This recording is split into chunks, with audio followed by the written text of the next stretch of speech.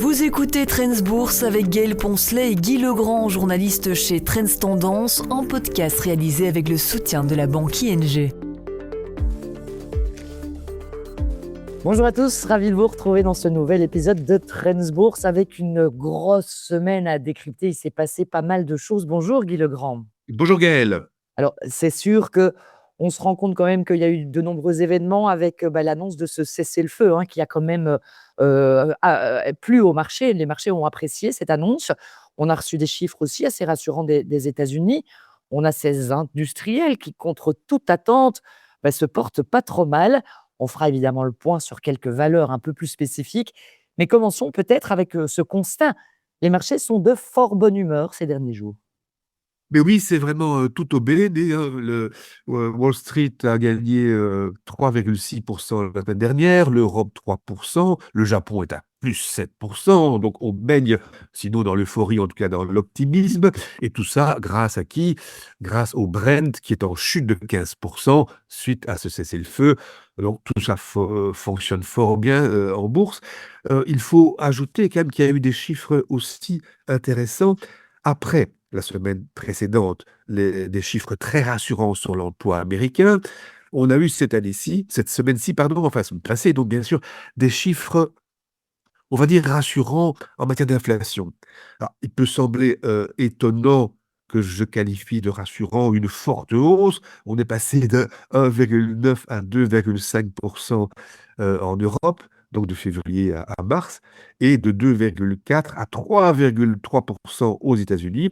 Il s'agit de l'indice CPI, il y en a plusieurs aux États-Unis. Il était très attendu et il a été bien accueilli. Wall Street a aussitôt grimpé un petit peu. Pourquoi? Ben, parce que ce 3,3, bon, c'est beaucoup, bien sûr, mais c'est tout à fait attendu. Et certains craignaient même 3,4, voire 3,5, premier élément.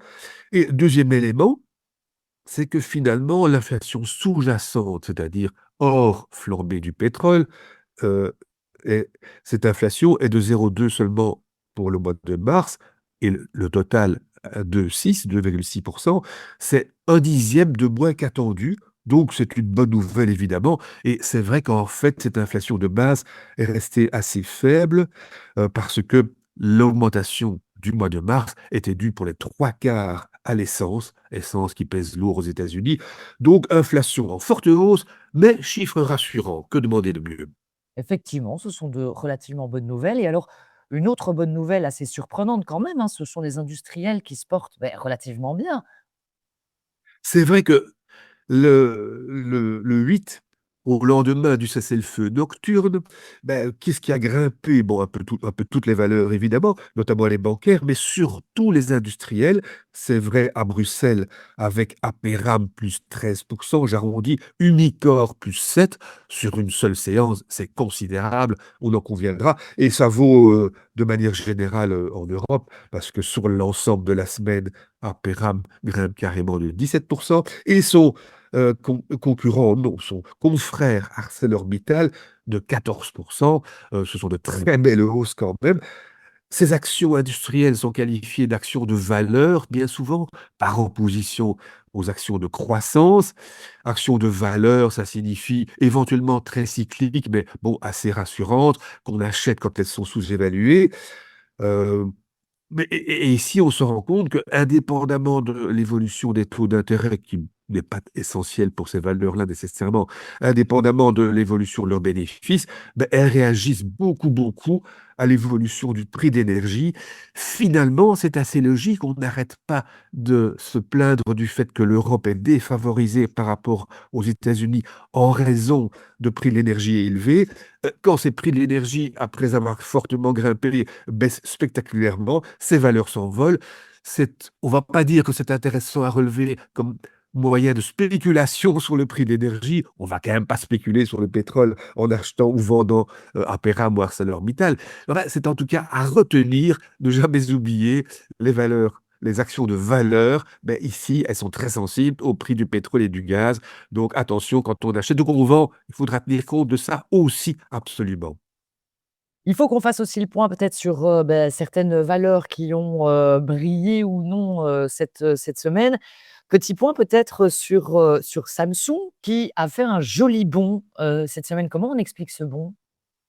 Mais en fait, Samsung, oui, a fait un joli bond et finalement un bond assez contenu. Mercredi, le titre a, bondi de 7%. Bon, c'est pas mal du tout évidemment, heu, à 210 500 won. Alors, pas de panique, il faut tout de suite, préciser que le won coréen, ne vaut pas grand-chose. Il vaut 10 fois moins encore à peu près que le yen japonais. Et il vaut exactement 0, on s'accroche là, hein, 0,00058 €. Pas grand-chose. Autrement dit, c'est vraiment pas grand-chose. Autrement dit, c'est 210 500 won, ça équivaut à 122 €. Voilà un cours effectivement assez normal pour une action. Alors que s'est-il passé? Beh, en fait, il s'est passé quelque chose d'assez cocasse. Rappelons si besoin en était, que Samsung Electronics, c'est de cette société-là qu'il s'agit, un des membres du groupe Samsung, est non seulement le challenger d'Apple dans les smartphones, mais c'est aussi un fabricant de puces et ce serait même le numéro un des puces à mémoire. Alors Samsung, en ce moment, se porte bien. Le quatrième trimestre de l'an dernier, le chiffre d'affaires avait dépassé de presque 3% les prévisions, c'est bien, et le bénéfice avait dépassé de 22% les prévisions. Donc le marché a quand même un a priori favorable, positif à l'égard de Samsung et le cours a réagi à quoi? A réagi à ce que les médias ont souvent qualifié de résultat extraordinaire pour le premier trimestre. En réalité, il faut quand même le souligner, il y a un petit peu un malentendu à cet égard. Samsung a fait état de prévisions pour le premier trimestre. Au tout début avril, on n'a pas encore les chiffres définitifs évidemment, même si on est très efficace. Donc prévision seulement, mais prévision assez, extraordinaire, il faut bien le dire, puisque le chiffre d'affaires de ce premier trimestre 2026 serait en hausse de 28% par rapport au dernier trimestre 25.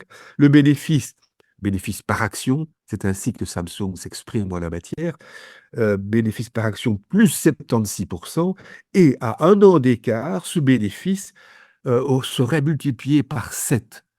Alors Ah ouais. ça, c'est assez phénoménal effectivement, même si il faut relever quand même, quand on a l'esprit un petit peu critique, que, le premier trimestre 25 était très faible. Le bénéfice avait chuté de presque moitié par rapport au sommet de quelques trimestres auparavant. N'empêche, fois 7, reconnaissons-le, c'est tout simplement fabuleux. Ah, effectivement, c'est fabuleux, mais alors du coup, un chiffre, grandiose, la hausse, elle paraît tout de suite beaucoup plus modérée, si on compare. Mais oui, mais oui, effectivement, le moins qu'on puisse en dire, c'est que +7 et déjà -3 le lendemain, suite à une annonce aussi mirobolante, ça paraît franchement timide. Mais l'explication, c'est que, comme je l'ai dit, bon, Samsung se porte bien, très bien. Le marché, sait que ça va bien, est favorablement disposé à son égard. Mais surtout, il s'est passé une chose très importante, je vais dire 2 mois plus tôt, le 9 février. Le 9 février, la presse coréenne a annoncé que Samsung était en train de lancer la fabrication à grande échelle de sa puce HBM4. Bon, grande nouvelle effectivement, puisque 2 semaines plus tard, le cours avait flambé de 37%.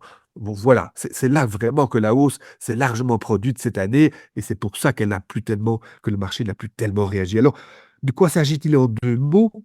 Cette puce de la famille HBM, ce sont des puces à mémoire haute bande passante, c'est la spécialité, de Samsung et la numéro 4 serait celle de 6e génération et là, c'est une première mondiale.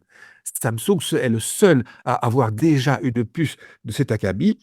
Il, rattrape ainsi, voire dépasse ses grands concurrents que sont, Micron et son compatriote Hynix et cette puce, HBM4, les HBM en général et surtout la HBM4, en fait, sont des composants essentiels pour les accélérateurs d'intelligence artificielle que sont notamment en particulier les GPU de NVIDIA, GPU pour graphique, qui du graphique est arrivé, a débarqué dans l'intelligence artificielle et le contrat a déjà été signé. Donc ces puces merveilleuses, dernière génération unique au monde, vont équiper les puces de dernière génération d'NVIDIA, c'est-à-dire les GPU Vera Rubin. Voilà, pour les précisions.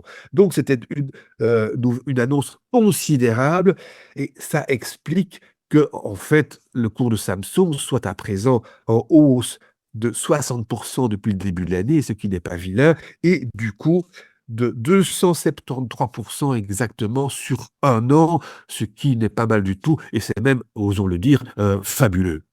273%, c'est digne presque d'une crypto-monnaie. La question, c'est quand même de se demander si ça voudrait pouvoir dire que là, si on n'y est pas, on aurait raté le coche. Mais c'est vrai que quand on voit 273% sur un an, on se dit, bon, bah, ok, ça va, j'ai compris, c'est raté, passons à autre chose. Mais oui et non, c'est énorme et on peut imaginer que le cours puisse un petit peu faire du surplace de temps en temps, ou voir une réaction négative, ce serait tout à fait classique. Mais en fait, Samsung a connu des années beaucoup plus difficiles et donc ce rattrapage, c'est un rattrapage, on pourrait le dire, et c'est assez récent. Parce que quand on voit la performance sur 5 ans, elle n'est que de 146%. Bon, certains seraient envieux à l'égard d'un pareil pourcentage. Enfin, c'est la moitié seulement par rapport à la performance sur un an. Donc on comprend bien qu'il y a eu ce passage à vide, que Samsung se rattrape et que, en fin de compte, c'est une valeur qui n'a pas explosé véritablement sur les dernières années, contrairement à Nvidia, par exemple.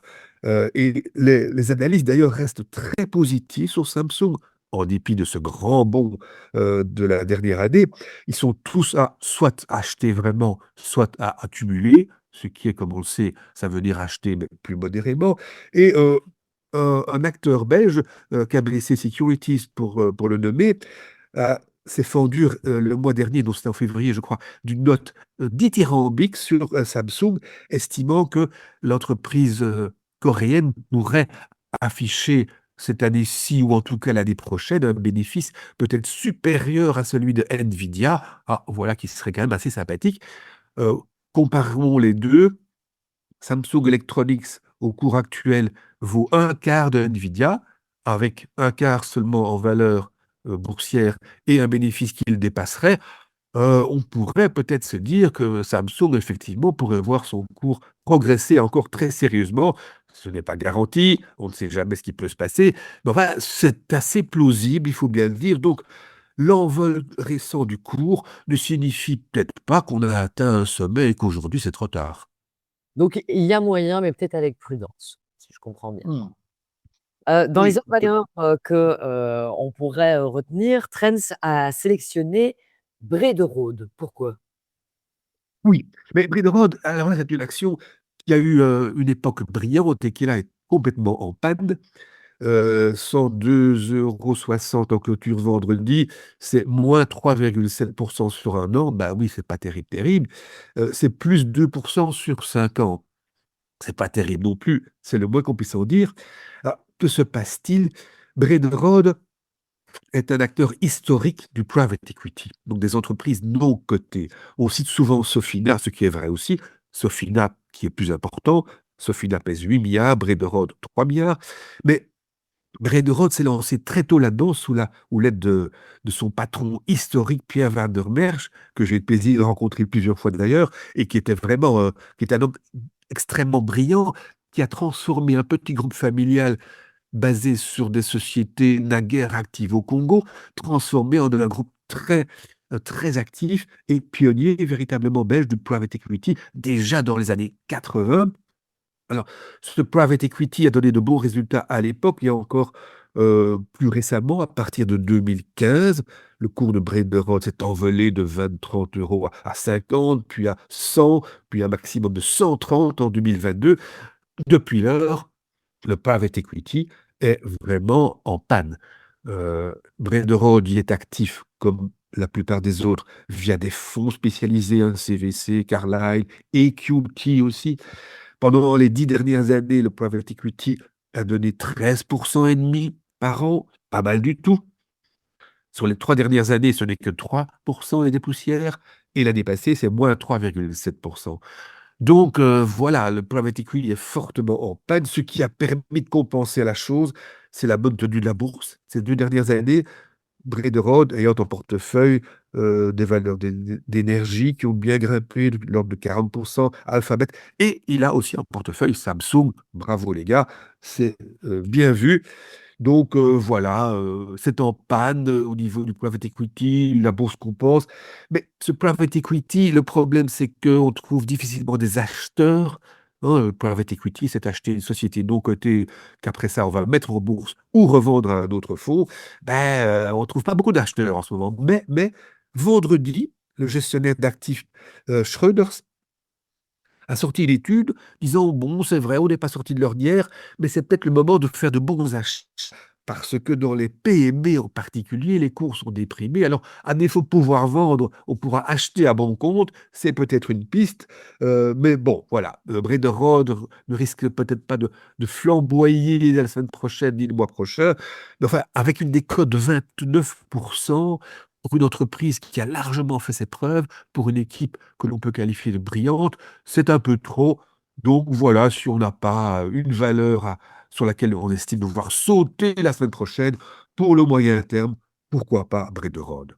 À garder à l'œil donc. Quelle, leçon on pourrait tirer, cette semaine finalement de toute cette actualité et de toute cette réaction des marchés? Mais je dirais que peut-être plus qu'une leçon, ce serait pas un peu un avertissement, ou alors oui, une leçon. La bourse a un peu flambé quand même à l'annonce du cessez-le-feu. Mais enfin, on n'oubliera jamais que non seulement ce cessez-le-feu est jugé très fragile de manière tout à fait unanime, mais qu'en plus, on commence à discuter sur la base d'une liste d'exigences iraniennes dont tout le monde sait très bien qu'elle est complètement irréaliste et inacceptable. Alors, la bourse, ces dernières semaines déjà, et a fortiori la semaine dernière, se montre assez confiante. En réalité, ici non plus, on n'est pas du tout sorti de l'ornière. Donc, faisons quand même vraiment attention. Si ça se passe mal, la chute pourrait être très sévère. Donc, ne nous emballons pas à l'excès, serait peut-être la leçon de la semaine. Ne nous emballons pas, Alex, et la prudence reste de mise cette semaine encore. Merci beaucoup, Guy, en tout cas, pour ce décryptage. Avec grand plaisir. On se retrouve la semaine prochaine. Oui, avec quelques résultats d'ailleurs, notamment les banques américaines et LVMH. Et voilà pour le programme de la semaine prochaine. Le rendez-vous est pris. Voilà pour cet épisode du podcast Trends Bourse. Vous trouverez plus d'astuces, de conseils et d'analyses pour vos investissements chaque semaine dans Trends Tendance. Ce podcast vous est présenté avec le précieux soutien de ING.